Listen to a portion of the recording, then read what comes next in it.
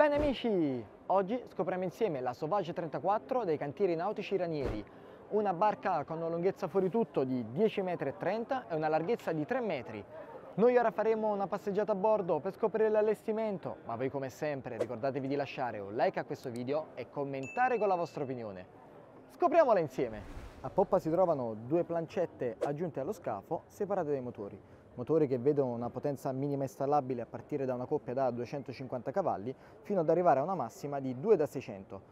Vediamo come il pozzetto motori sia parzialmente coperto da questa striscia rivestita in Evadec. In questo modo il grip è assicurato e soprattutto abbiamo la manutenzione ridotta al minimo ed è semplicissimo passare da un lato all'altro, ma al tempo stesso la pedana può essere ribaltata verso prua per favorire il tilt completo dei motori. All'interno della plancetta di sinistra troviamo la scaletta di risalita integrata a scomparsa, ed è possibile anche richiedere l'aggiunta di una maniglia tintibene per agevolare l'uscita dall'acqua o installare una seconda scaletta all'interno della plancetta controlaterale. Le gallocce per l'ormeggio sono posizionate lungo la murata, poco più avanti troviamo anche il tappo d'imbarco del serbatoio del carburante, mentre sul lato di dritta ci sono il tappo per il waste per lo scarico delle acque nere e l'imbarco del serbatoio dell'acqua. All'estremità di poppa c'è anche la predisposizione per l'inserimento per i pali per la tenda araba, perché guardate, in questo allestimento c'è la tenda che consente di ombreggiare tutta la porzione di poppa. In questo modo il relax è assicurato a bordo. Accediamo quindi a bordo, vediamo che è semplicissimo muoversi in coperta perché non ci sono ostacoli, abbiamo il doppio corridoio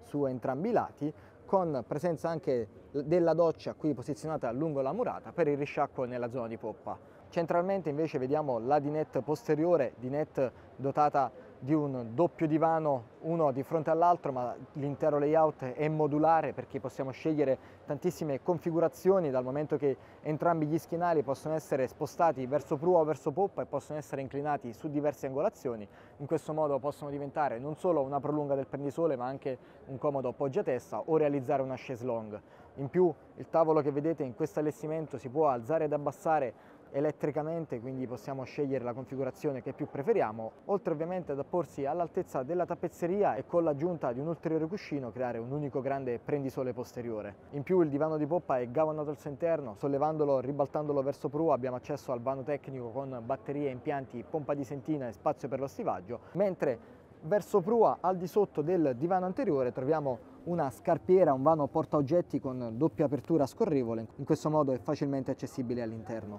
Poco più avanti troviamo il blocco seduta in vetro resina, blocco seduta con alle spalle la cucina esterna, cucina dotata di piano cottura a induzione sulla sinistra, ma possiamo scegliere qualsiasi tipologia con sul lato di dritta anche il lavello. In questo modo ogni armatore può scegliere la configurazione che più preferisce, possiamo avere anche il piano cottura a gas, piastre grill oppure lasciare un semplice tagliere. In più, come vedete, qui ci sono due generosi montanti che scaricano lateralmente, montanti di supporto del T-Top.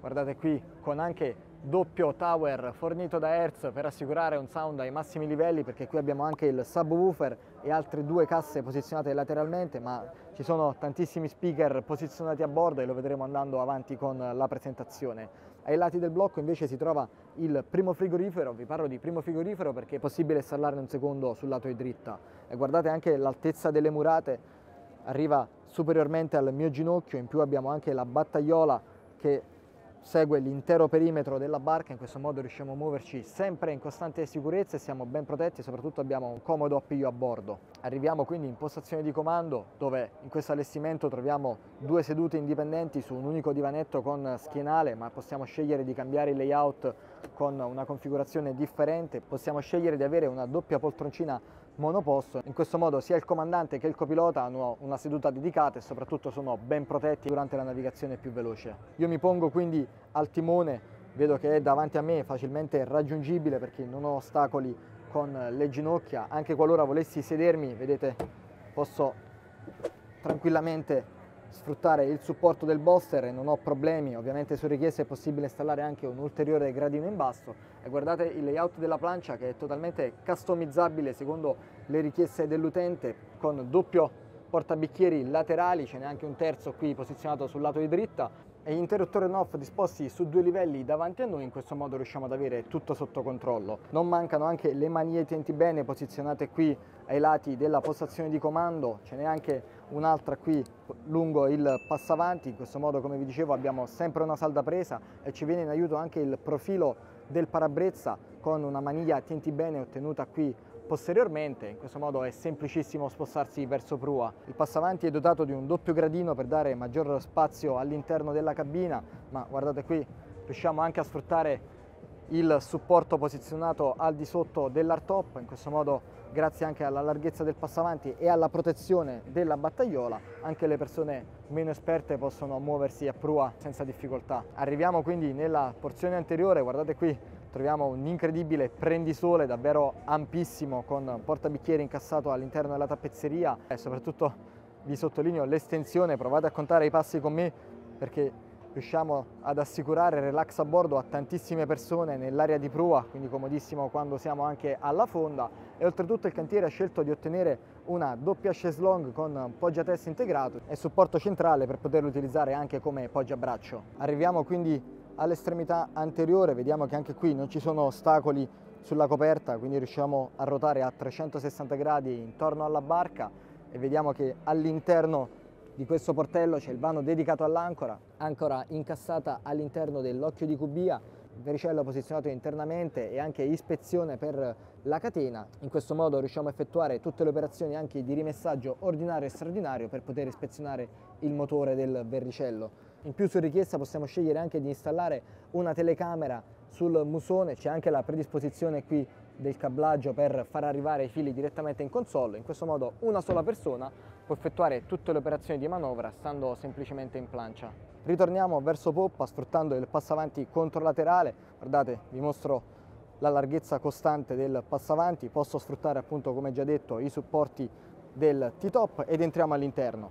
L'ingresso in cabina avviene sul lato di sinistra della postazione di guida con porta scorrevole. Vediamo che entrando ci sono 3 gradini per ridurre il dislivello. Subito sulla sinistra troviamo la sorgente della Hertz, sorgente Capri, che è interfacciabile anche con la strumentazione di bordo. In questo modo riusciamo a monitorare anche e a controllare lo stereo direttamente dal display multifunzione. E guardate, il layout scelto dal cantiere prevede un corridoio centrale con divano laterale, guardate, molto comodo, con imbottitura fissa, che ha al di sotto anche un vano portaoggetti molto comodo per stivare tutto il materiale. Grande vetrata installata lateralmente con relativo blow ad assicurare il ricircolo dell'aria e tasche portaoggetti posizionate anche qui alle spalle del divano stesso. Arriviamo quindi all'estremità anteriore.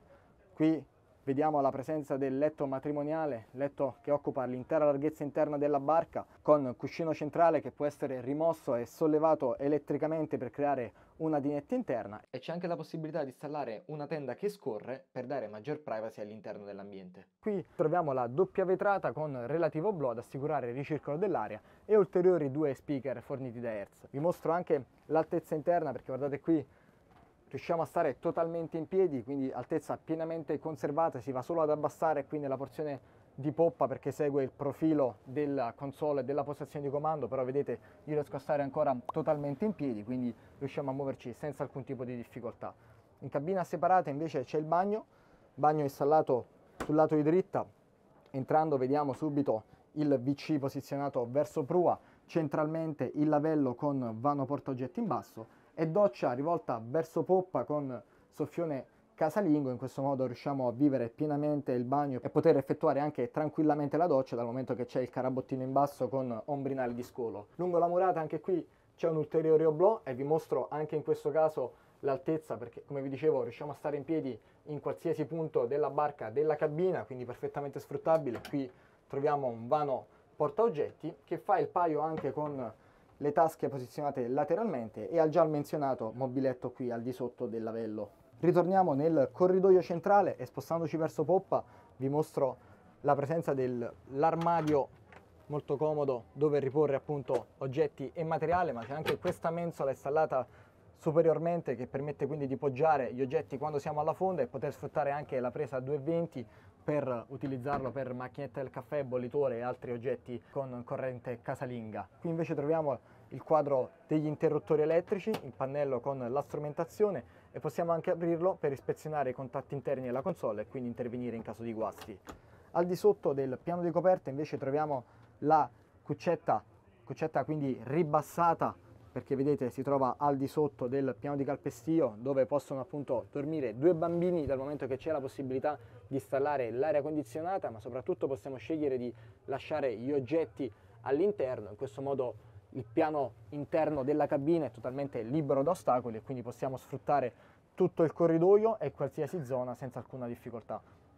Quindi abbiamo una barca di 34 piedi che permette di avere un layout modulare grazie alla presenza del doppio divanetto di poppa, la dinette che si può alzare e abbassare per creare un prendisole, un ampissimo prendisole anteriore e soprattutto 2 posti letto qui nel letto matrimoniale, un terzo che possiamo adattare qui lungo il divanetto e una cuccetta inferiore non solo per i bambini ma soprattutto, come vi dicevo, per riporre il materiale, e bagno separato a tutta altezza e soprattutto con una buona lunghezza, quindi ottima anche per uscite quotidiane ma soprattutto per crociere anche per una famiglia di 4 persone. E quindi, cari amici, questa è la Sauvage 34 dei Cantieri Nautici Ranieri. Come sempre, se il video vi è piaciuto vi invito a iscrivervi al canale YouTube e alla pagina Facebook, lasciate un like e taggate le persone che pensate possano essere interessate. E come sempre, per tutti i prossimi video ci vediamo sempre qui su The Cine Team.